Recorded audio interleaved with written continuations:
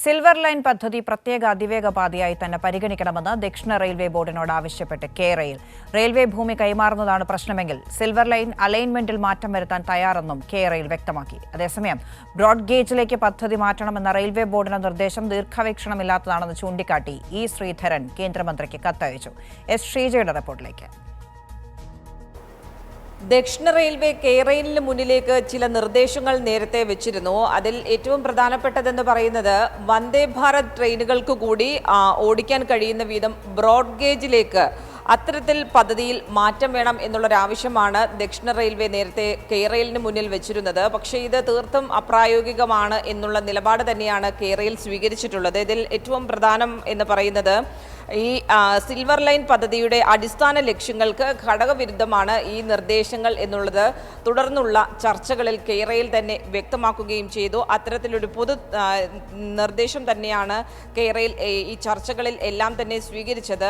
നിലവിലേതായാലും dedicated പാത എന്നുള്ളതാണ് silver line ലക്ഷ്യമിടുന്നത്. അതായത് സിൽവർ ലൈൻ ട്രെയിനുകൾക്ക് മാത്രം സർവീസ് നടത്താൻ കഴിയുന്ന പാത, അതാണ് ഈ പ്രത്യേക അതിവേഗ പാത എന്നുള്ളത് കൊണ്ട് ഉദ്ദേശിക്കുന്നത്. അത് ആ രീതിയിൽ തന്നെ പരിഗണിക്കണം എന്നുള്ളതാണ് കെ-റെയിൽ ദക്ഷിണ റെയിൽവേയോട് ആവശ്യപ്പെട്ടിരിക്കുന്നത്. വേണമെങ്കിൽ റെയിൽവേയുടെ ഭൂമി ഏറ്റെടുക്കലുമായി ബന്ധപ്പെട്ടുള്ള വിഷയങ്ങളാണ് പ്രശ്നമാകുന്നതെങ്കിൽ, പ്രതിസന്ധിയാകുന്നതെങ്കിൽ അതിൽ ചില ഭേദഗതിക്ക് മാറ്റങ്ങൾ വരുത്താൻ തയ്യാറാണ്. അലൈൻമെന്റുകളിൽ അടക്കം മാറ്റം വരുത്താൻ, സിൽവർ ലൈൻ അലൈൻമെന്റിൽ മാറ്റം വരുത്താൻ തയ്യാറാണ് എന്നുള്ള കാര്യമാണ് കെ-റെയിൽ ഇപ്പോൾ അറിയിച്ചിരിക്കുന്നത്. ഇത് സംബന്ധിച്ചുള്ള കാര്യങ്ങൾ വിശദമായി തന്നെ കെ-റെയിൽ ദക്ഷിണ റെയിൽവേക്ക് കത്തായി അയച്ചിട്ടുണ്ട്, അതിൽ വ്യക്തമാക്കിയിട്ടുണ്ട്.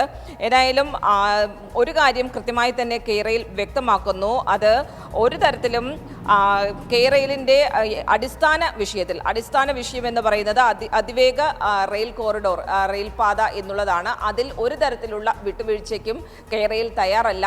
DPR-ൽ മറ്റു മാറ്റങ്ങൾ വരുത്താൻ തയ്യാറാണ് എന്നുള്ള കാര്യവും അറിയിക്കുന്നു.